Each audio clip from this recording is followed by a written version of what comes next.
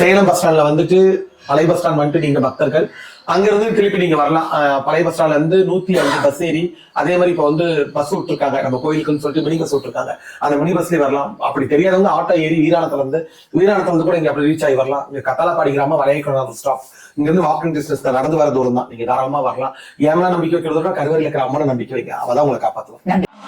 ஒரு பொண்ணால கிளப்பம், ஒரு பொண்ணால குழப்பம். யார் அந்த பொண்ணு கேட்க?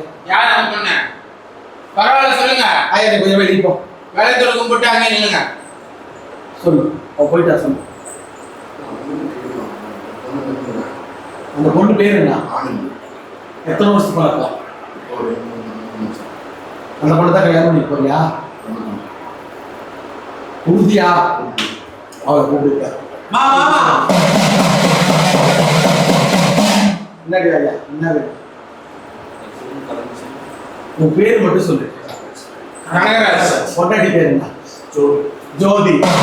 கோவக்காய் வியாபார பேச்சு கேட்டா அவரத்தில் நின்னா படுத்தினாங்க, குழப்பத்துல நின்னாங்க, பலாறு பண்ணாங்க, ரஜினி செஞ்சாங்க.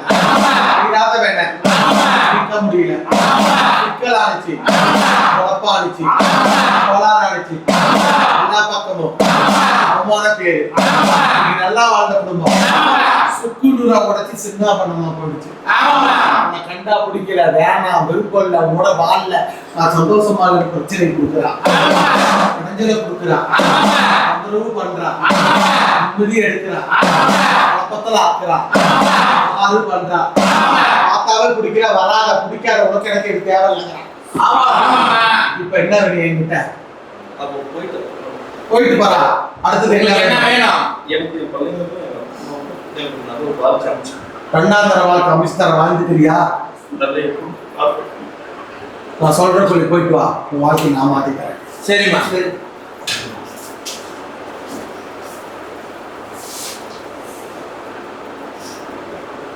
மனிதர்கள் கட்டாத கோவில், சிலையே இல்லாத உருவம், பூசாரியே இல்லாத ஆலயம், ஆனா டெய்லி பூஜை நடக்கும். என்ன கோவில் சொல்லு பார்க்கலாம். மனிதர்கள் கட்டாத கோவில், சிலை இல்லாத அம்மன். நல்லா கேட்டுக்குங்கடா, சிலையே இல்லாத அம்மன், ஆனா டெய்லி பூஜை நடக்கும். பாம்பு குத்து. திருநாகேஸ்வரம் போகணும். அங்க போய் வழிபாடு பண்ணிட்டு ராபிக்கு பரிகாரம் பண்ணிட்டு வரும்.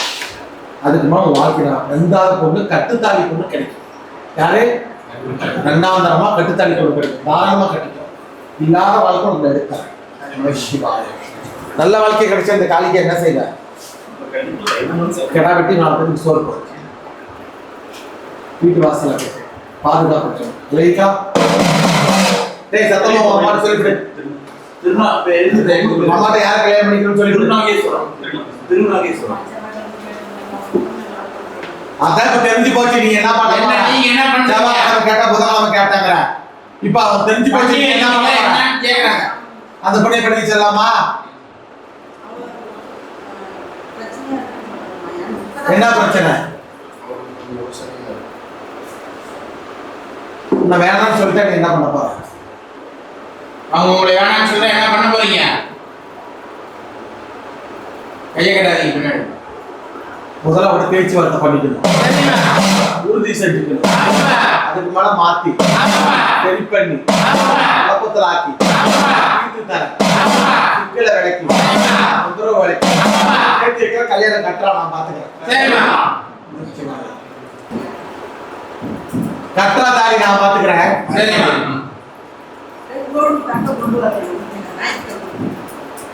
உன் பேர் சொல்றா. அவ பேர்றா. முத கொண்டாடி விவாகரத்தை பண்ணனதும் நானே. ஆமாமா. ரெண்டாவது கொண்டாடி கொண்டு வச்சிருக்கிறது நானே. ஆமாமா. இது அவளுக்கு அவுட்டு அவ இடத்துல உடைச்சிருந்தது. அவங்க இருக்கிற இடத்துல வாசல்லையே உடைச்சு கொடுங்க. அவளுக்கு தெரியாம உடைச்சிருந்தது.